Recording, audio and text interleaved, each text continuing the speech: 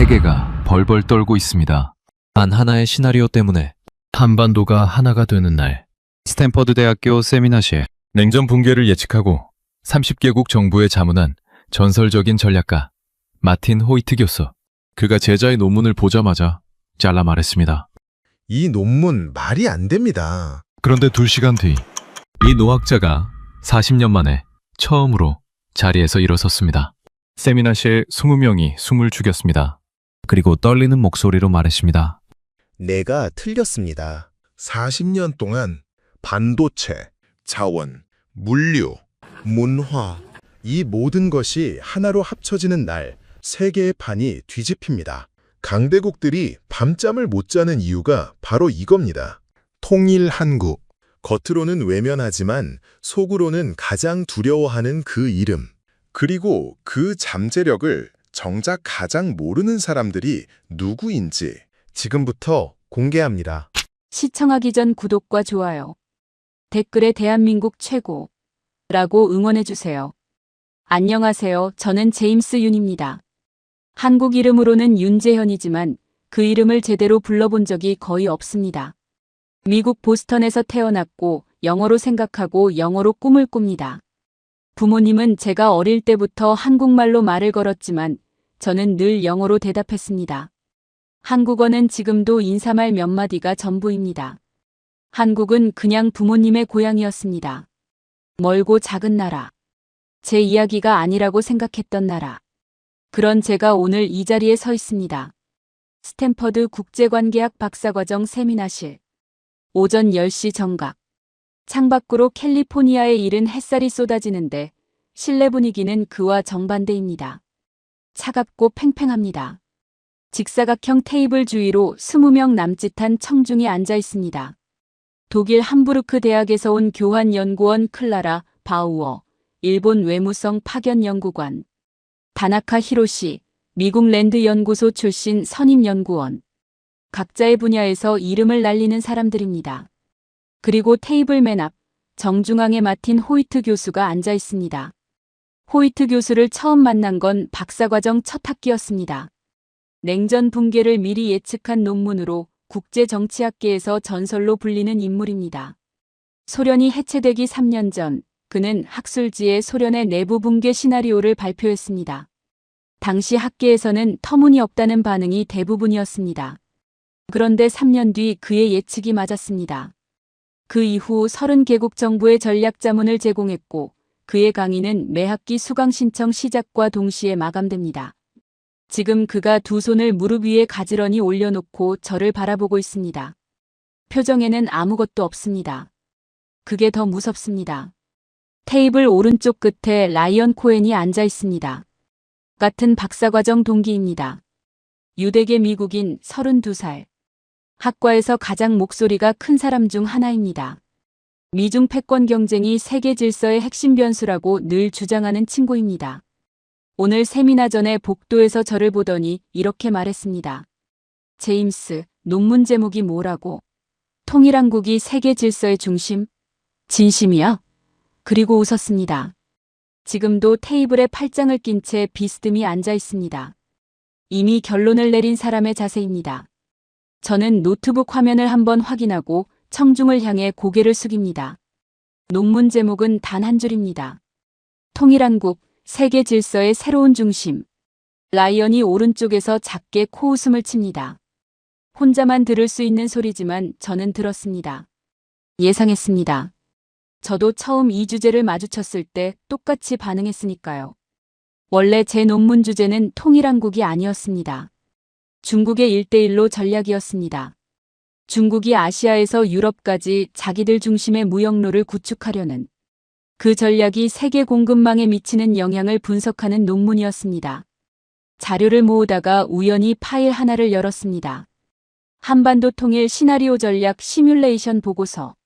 미국 싱크탱크와 유럽 전략 연구소들이 공동으로 작성한 기밀 해제 문서였습니다. 처음엔 덮으려 했습니다. 비현실적이다. 그렇게 생각했습니다. 그런데 첫 페이지의 숫자들이 손을 멈추게 했습니다. 통일 후 10년 안에 한국 GDP가 현재의 2배를 넘어설 수 있다는 전망. 세계 GDP 순위가 13위에서 6위권으로 진입한다는 시뮬레이션. 유라시아 대륙 물류 구조가 재편된다는 분석. 숫자 하나가 아니었습니다. 10개의 서로 다른 데이터가 전부 같은 방향을 가리키고 있었습니다. 그날 밤 저는 잠을 못 잤습니다. 인정하기 싫었습니다. 제가 평생 작다고 생각했던 나라가 사실은 전혀 다른 무게를 가지고 있다는 것을. 그걸 정작 저 자신이 가장 몰랐다는 것을. 그래서 논문 방향을 바꿨습니다.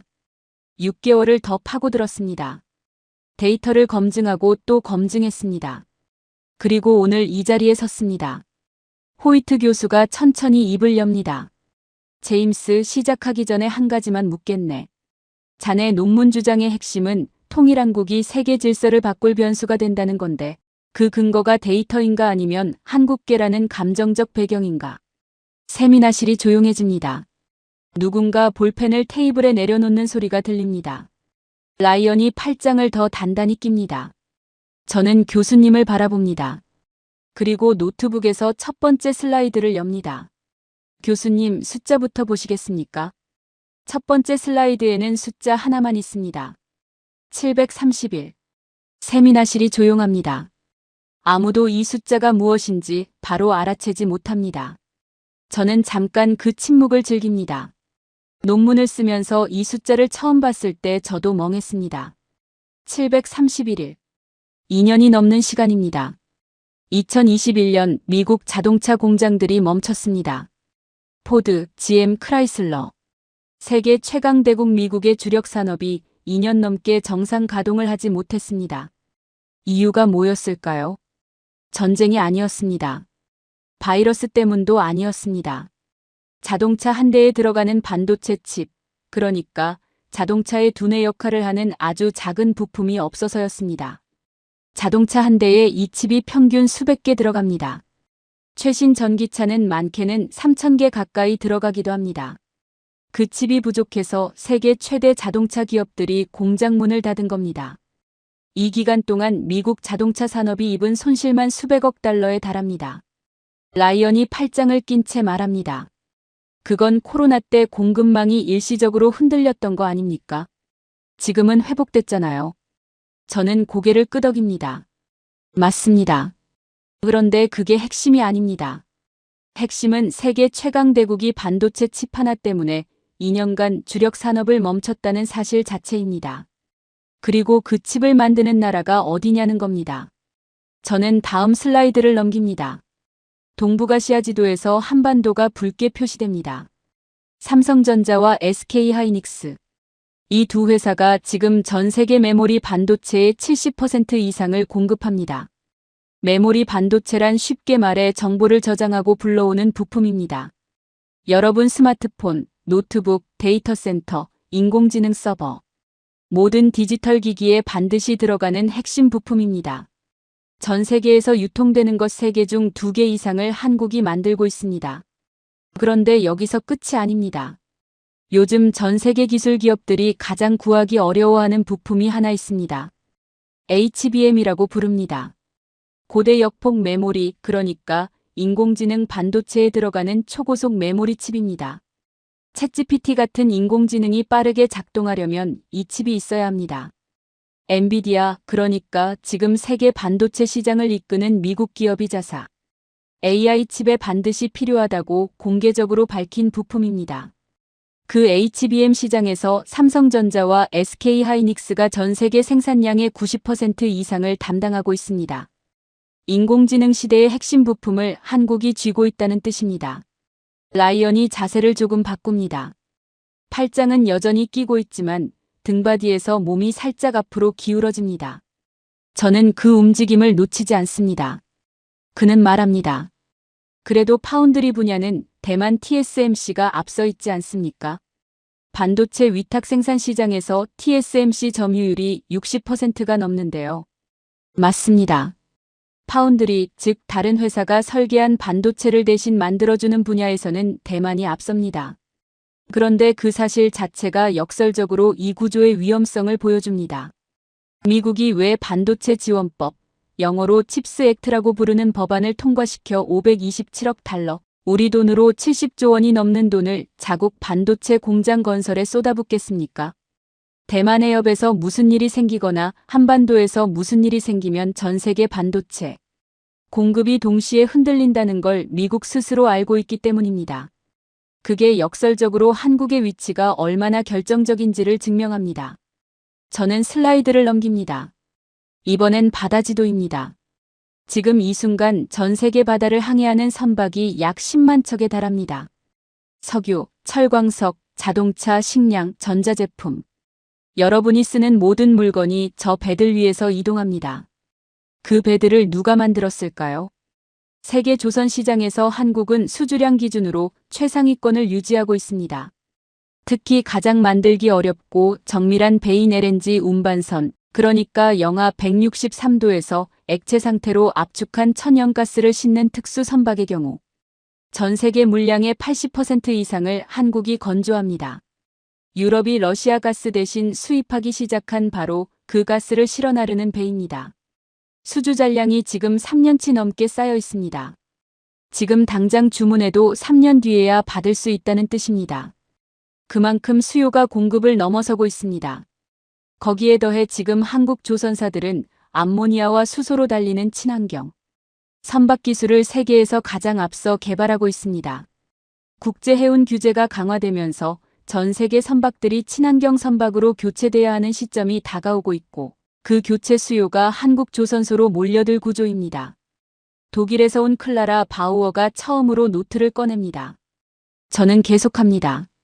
전기차 배터리입니다. 2035년이면 유럽에서 내연기관 자동차, 그러니까 기름으로 달리는 차를 팔지 못합니다. 전기차의 심장인 배터리. LG에너지솔루션, 삼성 SDI, SK온. 이 세 회사가 지금 전 세계 전기차 배터리 시장에서 치열하게 경쟁하고 있습니다. 미국이 인플레이션 감축법, IRA라고 부르는 법안을 통과시키면서 북미에서 생산된 배터리를 쓴 전기차에만 세금 혜택을 주기로 했습니다. 그러자 한국 배터리 기업들이 어떻게 했을까요? 미국 현지에 공장을 짓기 시작했습니다. LG에너지솔루션은 GM과 합작으로, SK온은 포드와 합작으로, 삼성 SDI는 스텔란티스와 합작으로 한국 배터리 기업이 미국 자동차 빅3와 각각 손을 잡은 겁니다. 라이언이 라이언답지 않게 조용합니다. 팔짱은 여전히 끼고 있지만 눈빛이 아까와 다릅니다. 반도체, 조선, 배터리. 이 세 가지가 동시에 한 나라에 집중돼 있습니다. 그리고 이 세 가지는 서로 연결돼 있습니다. 반도체가 있어야 스마트 선박이 됩니다. 배터리가 있어야 전기 선박이 됩니다. 이 모든 것이 방위산업과도 연결됩니다. 한국은 지금 세계 9위 무기 수출국입니다. 폴란드가 최근 K2 전차 180대, K9 자주포 212문, FA50 전투기 48대를 한국에서 수입했습니다. 유럽의 한복판에 있는 나라가 미국도 독일도 아닌 한국 무기를 선택한 겁니다.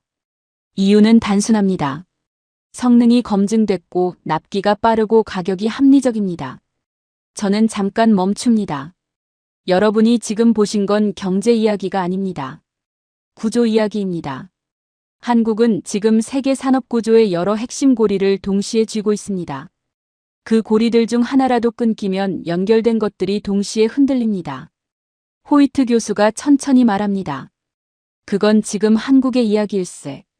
분단된 나라, 인구 5천만의 나라가 세계 질서를 바꾼다는 건 여전히 다른 문제 아닌가. 중국 인구가 14억이고 미국 GDP가 한국의 15배야. 저는 교수님을 바라봅니다. 교수님, 그 반박을 예상했습니다. 다음 슬라이드가 바로 그 답입니다. 다음 슬라이드에는 지도가 하나 나옵니다. 한반도 지도인데 남쪽이 아닌 북쪽이 색깔로 가득합니다. 파랑, 노랑, 빨강, 초록, 보라. 각각 다른 광물 자원의 분포를 나타내는 색깔들입니다. 세미나실이 순간 조용해집니다. 아마 대부분 처음 보는 지도일 겁니다. 저도 논문을 쓰기 전까지는 몰랐습니다.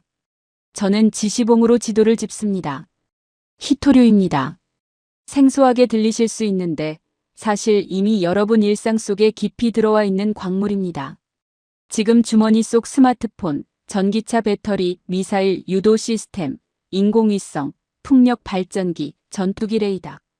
이 모든 것의 핵심 부품에 들어가는 원료가 바로 히토류입니다.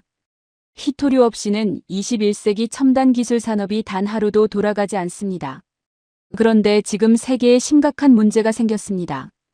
전 세계 히토류 공급의 60% 이상을 중국이 장악하고 있습니다. 채굴부터 정제, 가공까지 전 과정을 중국이 쥐고 있습니다.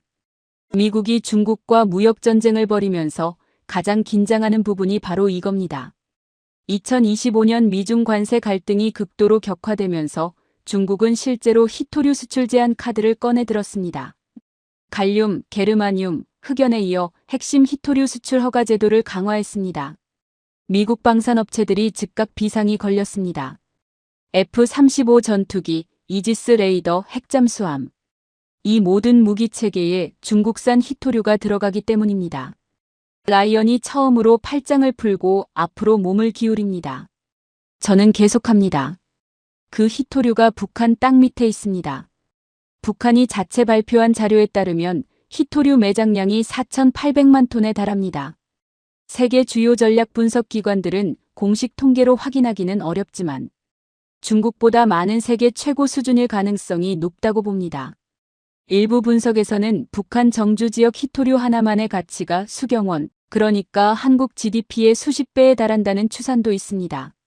히토류만이 아닙니다. 마그네사이트는 세계 매장량 2위입니다.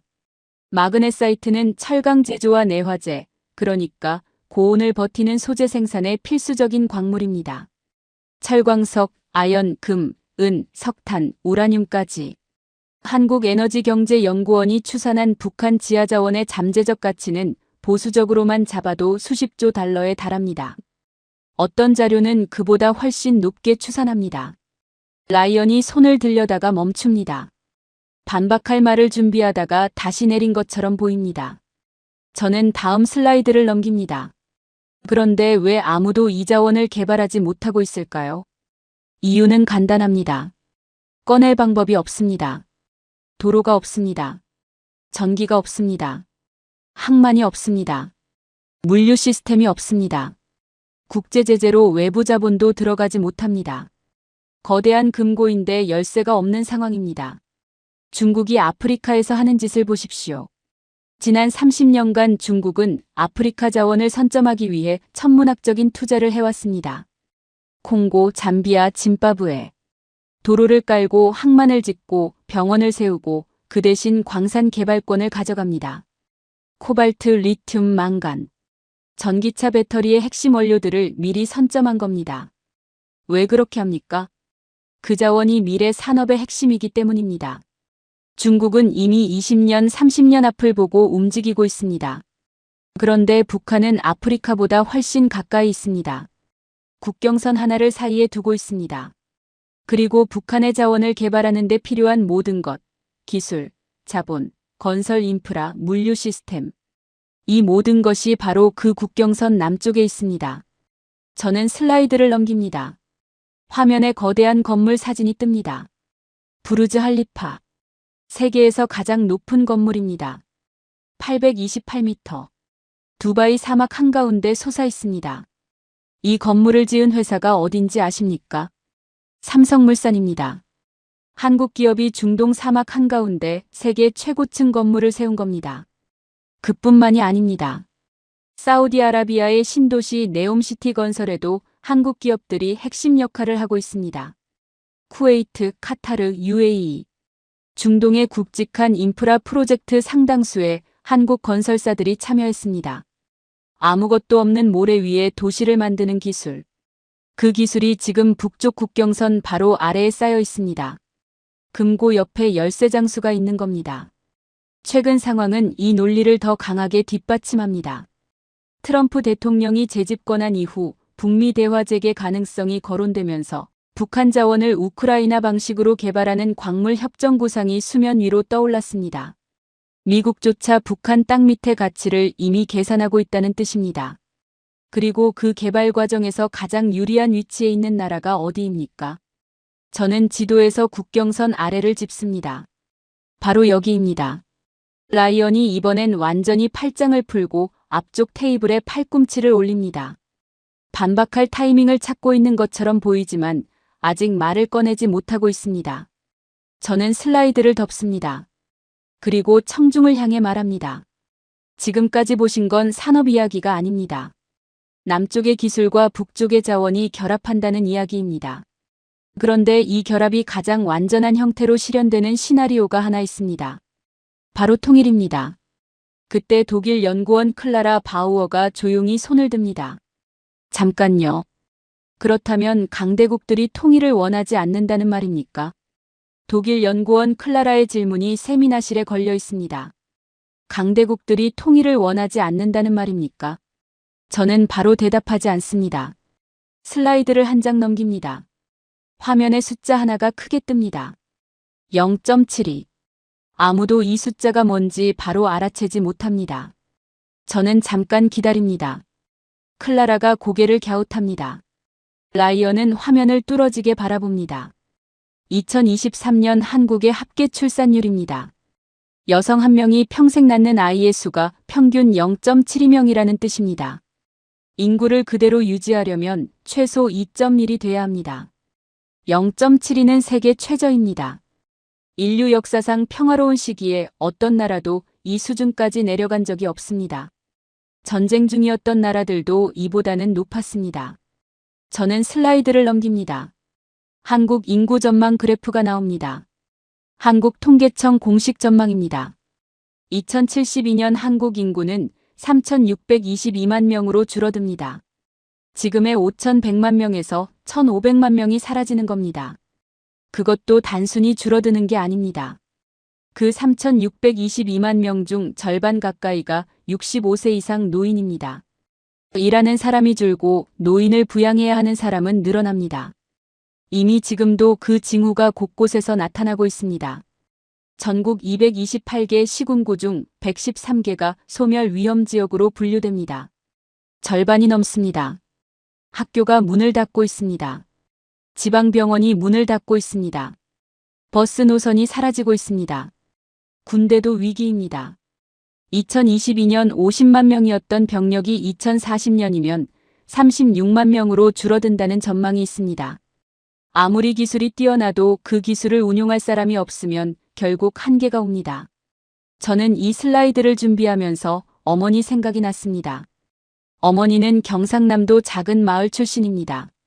제가 20살 때 가족이 처음으로 한국을 방문했을 때 어머니가 고향 마을을 안내해줬습니다. 그런데 기억 속의 마을과 달랐습니다. 사람이 없었습니다.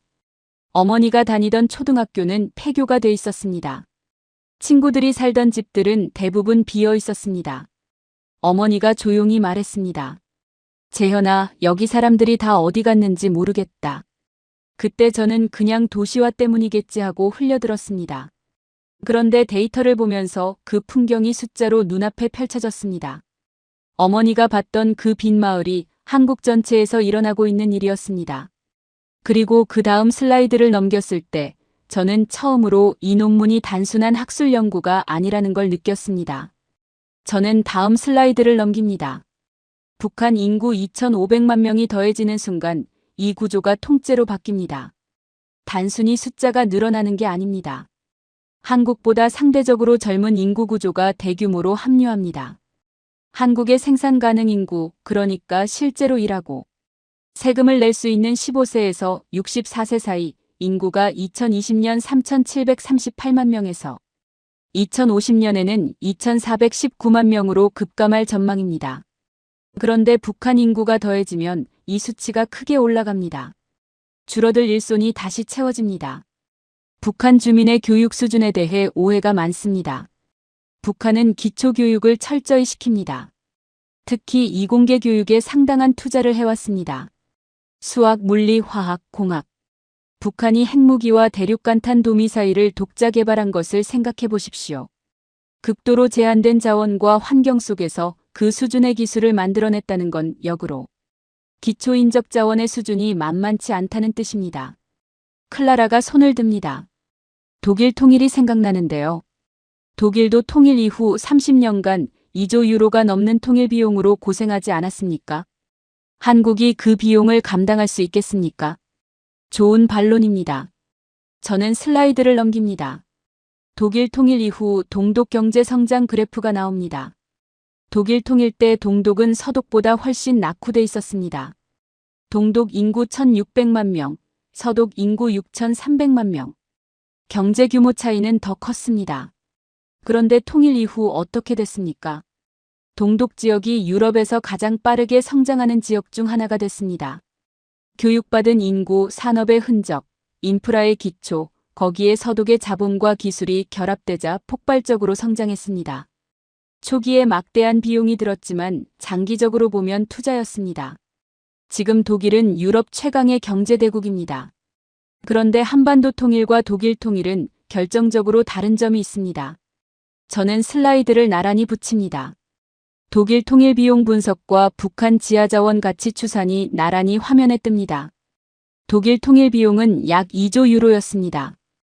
어마어마한 돈입니다. 그런데 동독 땅 밑에 뭐가 있었습니까? 갈탄 정도였습니다. 반면 북한 땅 밑에는 수십조 달러로 추산되는 자원이 잠들어 있습니다. 통일 비용이 크다는 건 맞습니다. 그런데 그 비용을 자원 개발 수익으로 상쇄하는 시나리오가 가능합니다. 독일에는 없었던 방정식입니다. 그때 라이언이 조용히 움직입니다. 처음으로 가방에서 노트를 꺼냅니다. 펜을 들고 무언가를 적기 시작합니다. 아무 말도 없습니다. 그런데 그 행동 하나가 이 세미나실에서 가장 큰 말보다 더 많은 걸 말해주고 있습니다. 호이트 교수가 라이언을 힐끗 봅니다. 그리고 다시 저를 바라봅니다. 교수님이 천천히 말합니다. 하지만 통일 비용이 문제 아닌가. 독일도 그 후유증으로 수십 년을 고생했어. 저는 고개를 끄덕입니다. 맞습니다. 부정하지 않겠습니다. 잠깐 멈춥니다. 그런데 교수님, 독일에는 없었던 것이 북한에 있습니다. 독일에는 없었던 것. 호이트 교수가 눈을 가늘게 뜹니다. 라이언은 펜을 들고 대기하고 있습니다. 저는 슬라이드를 넘깁니다. 이번엔 세계 지도가 전체 화면에 펼쳐집니다. 위치입니다. 저는 지시봉으로 한반도를 짚습니다. 그리고 천천히 말을 잇습니다. 독일은 유럽 대륙의 한가운데 있었습니다. 통일이 되자 동서 유럽을 잇는 허브가 됐습니다. 물류가 독일을 통과하고 사람이 독일을 통과하고 자본이 독일에 모였습니다. 분명히 큰 변화였습니다. 그런데 그 파장은 유럽이라는 하나의 대륙 안에서 흡수됐습니다. 저는 지시봉을 한반도로 다시 가져옵니다. 한반도는 다릅니다. 왼쪽에 인구 14억의 중국이 있습니다. 오른쪽 바다 건너에 세계 3위 경제대국 일본이 있습니다. 위쪽으로 세계 최대 영토의 자원대국 러시아가 있습니다. 그리고 태평양 너머에 세계 1위 경제대국 미국이 있습니다. 한반도 하나를 둘러싸고 세계에서 가장 큰 4개의 경제권이 펼쳐져 있습니다. 지구 전체 GDP의 절반 이상이 이 한반도 주변에 집중돼 있습니다. 그런데 지금 이 나라는 사실상 섬입니다. 지리적으로는 반도입니다. 삼면이 바다고 북쪽으로 대륙과 연결돼 있습니다. 그런데 그 북쪽이 막혀 있습니다. 배나 비행기로만 나갈 수 있습니다. 부산에서 베이징까지 직선거리로 920km입니다. 서울에서 블라디보스토크까지 직선거리로 750km. 그런데 지금 기차로는 갈 수가 없습니다. 북쪽이 막혀 있으니까요. 대륙과 연결돼 있지만 실제로는 단절된 나라. 그 단절이 한국의 가장 큰 구조적 한계입니다. 저는 세계 지도 위에 선 하나를 가리킵니다. 통일이 되면 이 선이 열립니다. 부산에서 출발해 북쪽으로 올라가 중국이나 러시아를 거쳐 유럽까지 이어지는 선. 기차입니다. 시베리아 횡단철도는 이미 러시아 구간이 완성돼 있습니다. 총 길이 9,288km. 블라디보스토크에서 모스크바까지 이어지는 세계에서 가장 긴 철도입니다. 중국 횡단철도도 있습니다. 이 철도들이 한반도 종단철도, 그러니까 부산에서 평양을 거쳐 신의주까지 이어지는 철도와 연결되면 어떤 일이 벌어집니까? 부산이 유라시아 대륙 철도의 동쪽 출발점이자 종착점이 됩니다. 현재 부산에서 배로 유럽 로테르담 항구까지 가면 30일 이상 걸립니다. 수에즈 운하를 통과해 수만 킬로미터를 돌아가야 합니다. 그런데 철도가 연결되면 14일 안에 화물이 유럽에 도착할 수 있다는 분석이 있습니다. 시간이 절반으로 줄어듭니다. 비용은 해상 운송 대비 30% 이상 절감될 수 있습니다. 지금 부산항은 세계 7위 컨테이너 항구입니다. 철도가 연결되는 날 부산은 해상과 육상 물류를 동시에 처리하는 세계 유일의 복합 허브가 됩니다. 라이언이 눈을 크게 뜹니다. 그리고 옆에 앉은 클라라와 눈빛을 교환합니다. 두 사람 다 아무 말을 하지 않습니다. 그런데 그 눈빛 교환이 말보다 더 많은 걸 전달합니다. 저는 다음 슬라이드를 넘깁니다. 싱가포르 지도가 나옵니다. 싱가포르입니다. 면적이 서울보다 작습니다. 인구 약 590만 명. 서울 인구의 절반 남짓입니다. 석유도 없고 철광도 없고 넓은 농지도 없습니다. 그런데 싱가포르 1인당 국민소득은 세계 3위권입니다. 미국보다 높습니다. 세계 최대 항구 중 하나가 싱가포르에 있습니다. 세계 최대 금융센터 중 하나가 싱가포르에 있습니다. 어떻게 이게 가능합니까? 위치 때문입니다. 말라카 해협의 길목에 있습니다. 동아시아와 유럽, 중동을 잇는 해상 루트의 핵심 지점. 그 위치 하나로 자원도 없고 인구도 적은 나라가 세계적 허브가 됐습니다. 저는 다시 한반도를 가리킵니다. 통일한국의 위치를 싱가포르와 비교해 보십시오. 싱가포르는 해상 루트 하나의 길목에 있습니다. 통일한국은 해상 루트와 대륙 루트가 동시에 만나는 지점에 있습니다. 그것도 세계에서 가장 큰 4개의 경제권 사이에. 인구는 싱가포르의 13배입니다. 기술력은 비교할 수 없을 만큼 앞섭니다. 자원까지 있습니다. 싱가포르가 위치 하나로 세계 최상위 허브가 됐다면 통일한국은 위치에 기술과 인구와 자원까지 더해집니다. 논문을 쓰면서 이 부분에 이르렀을 때 저는 처음으로 노트북을 덮었습니다. 잠깐 멈춰야 했습니다. 제가 평생 작고 멀다고 여겼던 나라가 사실은 세계에서 가장 결정적인 위치에 서 있다는 것. 더 정확히는 지금은 그 위치가 분단으로 인해 봉인돼 있다는 것. 그리고 그 봉인이 풀리는 날 어떤 일이 벌어질지. 그 상상이 너무 선명하게 그려져서 오히려 무서웠습니다. 중국이 지금 1대1로 정책에 20년째 1조 달러 이상을 쏟아붓는 이유가 뭡니까? 아시아에서 유럽까지 자기들 중심의 육상과 해상 무역로를 구축해 세계 물류의 허브가 되려는 겁니다. 화물이 지나가면 사람이 따라오고 사람이 오면 자본이 따라오고 자본이 오면 영향력이 생깁니다. 중국이 그 게임에서 20년을 앞서 달리고 있습니다. 그런데 통일한국이 등장하면 그 구도에 강력한 대안이 생깁니다. 중국을 거치지 않아도 되는 새로운 유라시아 루트가 열립니다. 클라라가 흥분을 감추지 못하며 말합니다. 그렇다면 한반도 전체가 세계 물류의 새로운 중심이 될 수 있다는 말씀이군요. 저는 고개를 끄덕입니다. 그때 세미나 내내 한마디도 하지 않던 일본 외교관 다나카가 처음으로 손을 듭니다.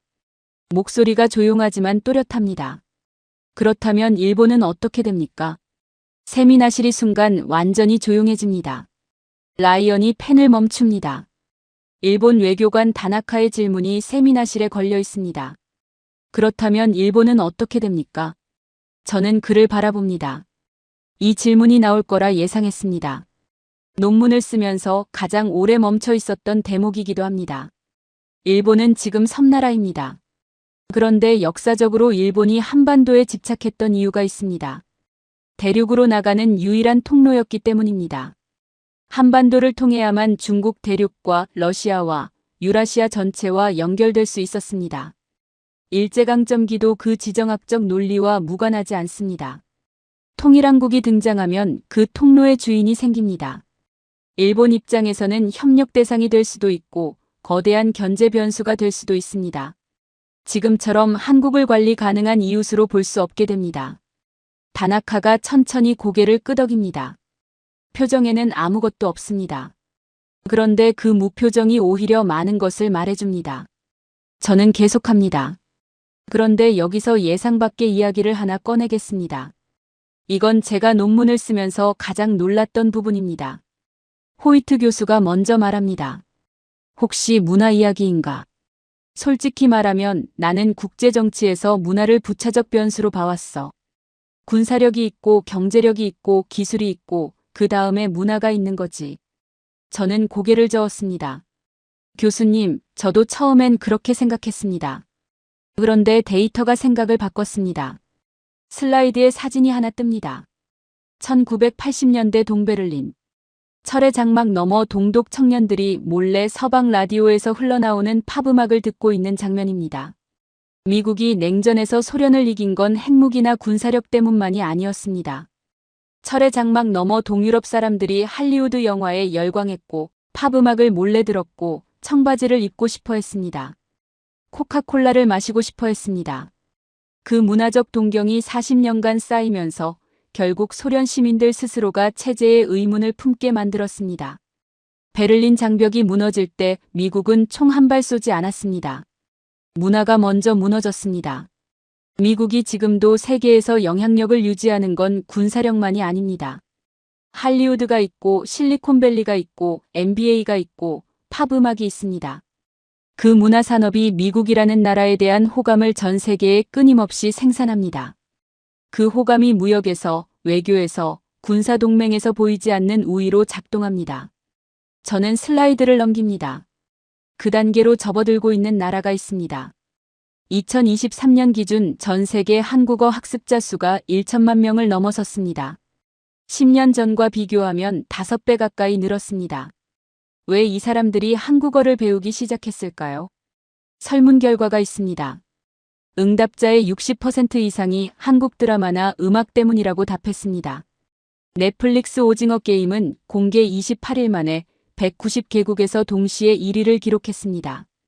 역대 넷플릭스 최고 기록입니다. 기생충은 아카데미 작품상을 받았습니다. 비영어권 영화로는 역사상 처음이었습니다. BTS의 경제 효과는 연간 5조 원 이상으로 추산됩니다. 관광, 화장품, 식품, 패션 수출 유발 효과까지 합하면 그 숫자는 훨씬 커집니다.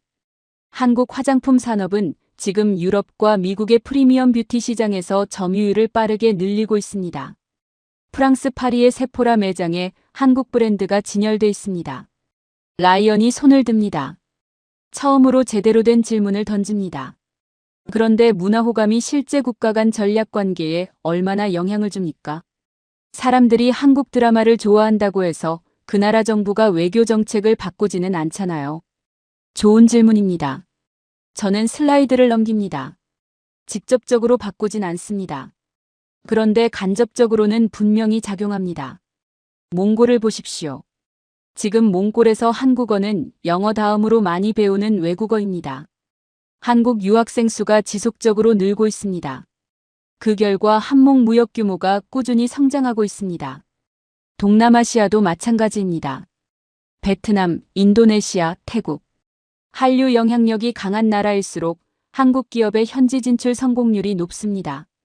한국 브랜드에 대한 기본 호감이 깔려있기 때문입니다. 이건 수치로도 확인됩니다.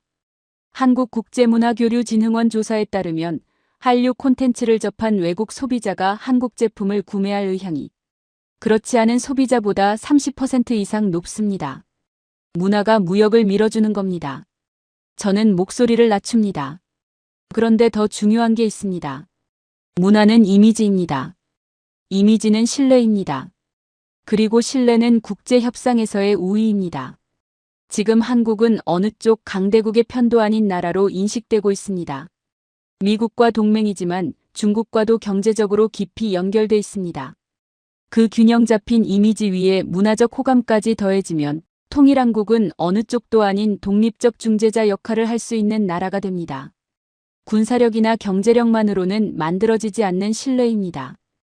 호이트 교수가 처음으로 노트를 꺼냅니다. 그리고 천천히 무언가를 적기 시작합니다. 40년 경력의 노학자가 학생 발표를 들으며 메모를 하는 건 이 세미나실에서 처음 있는 일입니다. 라이언이 그 장면을 보고 잠깐 멈춥니다. 저는 슬라이드를 마지막으로 한 번 더 넘깁니다. 반도체, 조선, 배터리, 자원, 인구, 물류, 문화. 이 7가지가 통일이라는 하나의 사건으로 동시에 결합하는 나라. 세계 역사에서 이런 조건을 한꺼번에 갖춘 나라가 등장한 적이 있었습니까? 저는 없다고 봅니다. 세미나실이 조용합니다. 호이트 교수가 펜을 내려놓습니다. 그리고 저를 바라봅니다. 제임스, 자네 논문에서 내가 가장 동의하기 싫은 부분이 하나 있어. 강의실이 숨을 죽입니다. 동의하기 싫은 부분. 저는 호이트 교수를 바라봅니다. 40년 경력의 노학자가 동의하기 싫다고 말하는 건 단순한 학문적 반론이 아닙니다. 그 말 뒤에는 뭔가 더 깊은 것이 있습니다. 교수님이 천천히 말을 잇습니다. 자네 논문 마지막 장에 이런 문장이 있어. 통일한국은 미국의 동맹국이 아닌 자율적 행위자로 등장할 수 있다. 나는 이 문장이 가장 불편했네.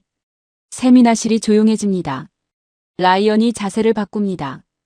표정이 굳습니다. 미국인 연구자로서 이 문장이 편할 리 없습니다. 저는 잠깐 멈춥니다. 그리고 말합니다. 교수님, 바로 그게 핵심입니다. 슬라이드를 넘깁니다. 화면에 단어 하나가 크게 뜹니다. 예측 불가능성. 지금 한국은 예측이 됩니다. 관리가 됩니다. 이유가 있습니다. 주한미군이 28,500명 주둔하고 있습니다. 한미 상호방위 조약으로 군사적으로 미국에 묶여 있습니다. 에너지의 90% 이상을 수입에 의존합니다. 전체 수출의 25% 이상이 중국으로 갑니다. 선택지가 제한돼 있습니다. 미국 눈치를 봐야 하고 중국을 완전히 외면할 수도 없습니다. 강대국들 입장에서 한국은 중요하지만 통제 가능한 파트너입니다. 의존하기 때문에 예측할 수 있습니다. 라이언이 처음으로 노트에 펜을 올리지 않습니다. 그냥 저를 바라봅니다. 저는 목소리를 낮춥니다. 그런데 통일한국은 다릅니다. 북한 자원으로 에너지 의존도가 낮아집니다. 대륙으로 길이 열립니다. 인구가 8천만으로 늘고 내수 시장이 커집니다. 더 이상 수출 하나에 목을 맬 필요가 없습니다. 거기에 한국은 지금도 사실상 핵 잠재력 보유국입니다. 원자력 기술이 있고 우라늄 농축 기술이 있고 미사일 기술이 있습니다. 조약과 국제관계 때문에 핵을 보유하지 않는 것이지 기술적으로는 수개월 안에 보유 가능하다는 평가가 있습니다. 그 역량 자체가 이미 협상 카드입니다. 이 모든 것이 결합되는 순간 통일한국은 완전히 다른 플레이어가 됩니다. 미국 편을 선택할 수도 있습니다. 중국과 손을 잡을 수도 있습니다. 아니면 어느 쪽도 아닌 완전히 새로운 길을 갈 수도 있습니다. 인도처럼 전략적 자율성을 추구하는 나라가 될 수도 있습니다. 아무도 모릅니다. 그리고 그 모름이 두렵습니다. 호이트 교수가 끼어듭니다.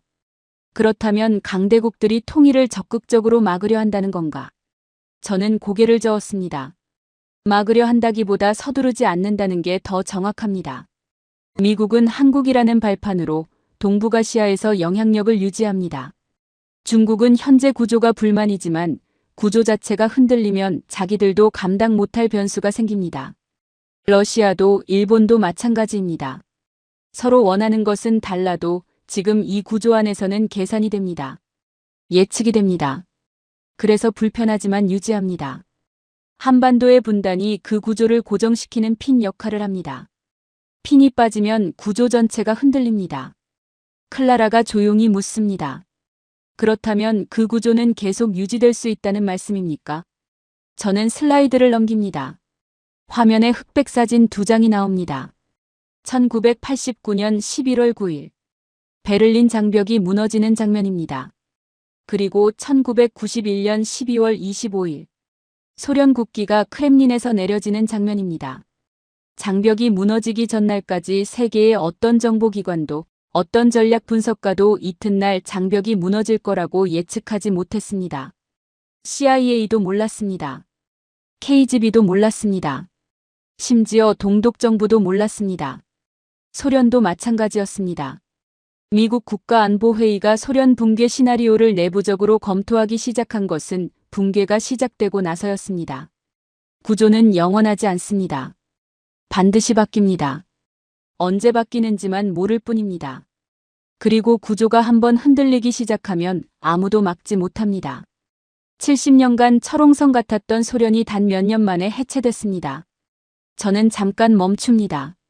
지금 동북아시아의 구조도 영원하지 않습니다. 그리고 그 구조가 바뀌는 날 가장 결정적인 위치에 있는 나라가 어디입니까? 저는 지도에서 한반도를 짚습니다. 강대국들이 두려워하는 건 통일한국이 얼마나 강해질지가 아닙니다. 통일한국이 어느 방향을 선택할지 아무도 계산할 수 없다는 것. 지금 한국은 계산이 됩니다. 예측이 됩니다. 그래서 관리됩니다. 그런데 통일한국은 계산이 안 됩니다. 그게 두렵습니다. 라이언이 오랫동안 아무 말도 하지 않습니다. 처음 세미나에 들어올 때 팔짱을 끼고 비스듬히 앉아있던 그 사람이 지금은 테이블에 두 팔을 올리고 정면을 바라보고 있습니다. 표정이 굳어 있습니다. 불편한 표정입니다. 그런데 그 불편함이 반박이 아닌 소화의 불편함이라는 걸 저는 압니다. 저는 마지막 슬라이드를 덮습니다. 더 이상 화면이 필요 없습니다. 그런데 저는 논문을 쓰면서 한 가지를 계속 생각했습니다. 통일한국이 두렵다고 말하는 건 강대국들입니다. 정작 그 나라 사람들 스스로는 자기 나라의 잠재력을 알고 있을까요? 저처럼 평생 작은 나라라고 생각하며 살아온 건 아닐까요? 세미나실이 완전히 고요해집니다. 창밖으로 캘리포니아 햇살이 여전히 쏟아지고 있습니다. 세미나실 안은 그 빛과 무관하게 조용합니다. 누군가 숨을 참고 있는 것처럼. 호이트 교수가 오랫동안 침묵합니다. 그리고 천천히 고개를 듭니다. 저를 바라봅니다. 심사하는 눈빛이 아닙니다. 뭔가 다른 눈빛입니다. 제임스, 나한테 물어봐도 되겠나? 나한테 물어봐도 되겠나? 저는 아무 말도 하지 않습니다. 고개만 끄덕입니다. 호이트 교수가 천천히 자리에서 일어납니다. 40년 동안 저 자리에 앉아 학생들을 심사해온 사람이 처음으로 일어섭니다. 세미나실 누군가가 작게 숨을 들이켭니다. 라이언도 멈춥니다. 교수님이 창가 쪽으로 걸어갑니다. 등을 보인 채 잠시 말이 없습니다. 캘리포니아 햇살이 그의 어깨 위로 쏟아집니다. 흰머리가 빛을 받아 빛납니다. 그리고 천천히 입을 엽니다. 나는 28살에 냉전 연구를 시작했어. 그때부터 나는 하나의 믿음을 가지고 있었네. 세계는 강대국이 움직이고 나머지는 따라간다. 역사가 증명하는 법칙이라고 확신했어. 소련이 무너지는 것도 봤고, 냉전이 끝나는 것도 봤고, 중국이 일어서는 것도 봤어. 그 모든 변화의 중심에는 항상 강대국이 있었네. 그래서 나는 늘 체스판을 봤어. 어느 말이 강한지, 어느 말이 약한지, 누가 판을 지배하는지. 교수님이 창밖을 바라보며 말을 잇습니다. 그런데 오늘 자네 발표를 들으면서 처음으로 그 믿음이 흔들렸어. 내가 40년 동안 체스판만 보느라 체스판 밑에 뭐가 있는지를 못 봤다는 걸. 체스판 자체가 바뀔 수 있다는 걸. 자네 논문은 그걸 데이터로 보여줬어. 세미나실이 완전히 멈춥니다. 클라라가 펜을 내려놓습니다. 다나카가 자세를 바꿉니다. 교수님이 돌아섭니다. 그리고 저를 바라봅니다. 심사하는 눈빛이 아닙니다. 뭔가 더 오래되고 깊은 눈빛입니다. 내가 40년 동안 동북아시아를 분석하면서 한국을 변수로 진지하게 다룬 적이 없었어. 중요한 나라이지만 결국 강대국들 사이에 끼인 나라라고 봤지. 그런데 생각해보면 내가 틀린 게 아닐 수도 있어. 지금은 맞는 말이야. 지금의 한국은 강대국들 사이에서 관리되는 나라가 맞아. 잠깐 멈춥니다. 그런데 자네 논문이 말하는 건 지금이 아니잖아. 구조가 바뀌는 날이야. 그리고 그 구조가 바뀌는 날 중심에 한반도가 있다는 것. 나는 그게 불편했어. 인정하기 싫었어. 왜냐하면 그게 맞을 가능성이 높기 때문이야. 교수님이 제 쪽으로 걸어옵니다. 그리고 자네가 마지막에 던진 말이 계속 마음에 걸려. 강대국들이 두려워하는 나라의 잠재력을 정작 그 나라 사람들이 가장 모른다면 그게 어쩌면 그 나라의 가장 큰 약점이라고 했잖아. 나는 그 말이 학문적 주장이 아니라 자네 자신의 이야기인 것 같았어. 맞나? 저는 대답하지 않습니다. 그냥 교수님을 바라봅니다. 교수님이 손을 내밉니다. 제임스, 이 논문 통과야. 그리고 한 가지 더. 나는 오늘부터 내 연구 방향을 수정하겠어. 40년 만에 처음으로. 자네 논문이 그 출발점이 될 거야. 세미나실에서 박수가 시작됩니다. 가장 먼저 박수를 친 건 라이언이었습니다. 세미나 시작 전 복도에서 저를 보며 웃었던 바로 그 사람입니다. 논문 제목을 보고 코웃음을 쳤던 사람입니다. 팔짱을 끼고 비스듬히 앉아있던 사람입니다. 그 라이언이 가장 먼저 두 손을 모읍니다. 한 명이 둘이 되고 둘이 넷이 되고 순식간에 20명 전체가 박수를 칩니다. 클라라도 다나카도 처음부터 무표정이었던 랜드 연구소 출신 연구원도 손을 모읍니다. 박수 소리가 작은 세미나실을 가득 채웁니다. 저는 그 소리를 들으면서 이상하게 울컥합니다. 통쾌해서가 아닙니다. 논문이 통과돼서도 아닙니다. 아버지 생각이 났습니다. 아버지는 제가 12살 때 보스턴 남쪽에서 작은 세탁소를 운영했습니다. 새벽 5시에 나가서 밤 9시에 들어오셨습니다. 손이 항상 거칠었습니다. 어느 날 밤 제가 숙제를 하고 있는데 아버지가 소파에 앉아 한국 뉴스를 보고 있었습니다. 화면에서 한국 기업의 해외 수주 소식이 나오고 있었습니다. 아버지가 혼잣말처럼 말했습니다. 재현아, 한국 사람들한테 딱 한 가지 약점이 있어. 저는 연필을 들고 숙제를 하면서 건성으로 물었습니다. 뭔데요? 본인들이 얼마나 대단한지를 본인들이 제일 몰라. 그게 유일한 약점이야. 그때 저는 그냥 흘려들었습니다. 이민자 아버지의 향수 어린 자부심 정도로 넘겼습니다. 멀고 작은 나라에 대한 어른들의 감상이라고 생각했습니다. 그런데 오늘 40년간 세계 전략을 연구한 미국인 노학자의 입에서 아버지와 똑같은 말이 나왔습니다. 서로 다른 두 사람이 서로 다른 언어로 서로 다른 이유로 수십 년의 시간을 두고 같은 말을 하고 있습니다. 강대국들이 두려워하는 나라의 잠재력을 정작 그 나라 사람들이 가장 모른다는 것. 저는 조용히 창밖을 바라봅니다. 캘리포니아 하늘이 파랗습니다. 아버지가 새벽에 세탁소로 나가던 그 거칠고 차가운 보스턴 하늘과는 다른 색깔입니다. 그런데 그 두 하늘 사이 어딘가에 제가 평생 등을 돌리고 있던 나라가 있습니다. 저는 보스턴에서 태어났고 영어로 꿈을 꿉니다. 한국어는 아직도 서툽니다. 그런데 오늘 이 세미나실에서 처음으로 느꼈습니다. 데이터 안에서 숫자 안에서 지도 위에서 발견한 그 나라가 사실은 내 이야기였다는 것을. 멀고 작다고 생각했던 나라가 사실은 세계에서 가장 결정적인 위치에 서 있다는 것을. 그리고 그 나라의 잠재력을 가장 늦게 알아챈 사람이 그 나라 핏줄을 가진 저였다는 것을. 박수가 잦아들고 사람들이 하나둘 자리를 일어납니다. 호이트 교수와 라이언이 나란히 서서 이야기를 나누고 있습니다. 아까까지 팔짱을 끼고 비스듬히 앉아있던 라이언이 지금은 메모지를 들고 뭔가를 열심히 적고 있습니다. 저는 한동안 그 자리에 서 있습니다. 마음속에서 아버지 목소리가 다시 들립니다. 손이 거칠고 목소리가 낮은 새벽에 세탁소로 나가던 아버지의 목소리가. 본인들이 얼마나 대단한지를 본인들이 제일 몰라. 이제 압니다, 아버지. 끝까지 시청해 주셔서 감사합니다.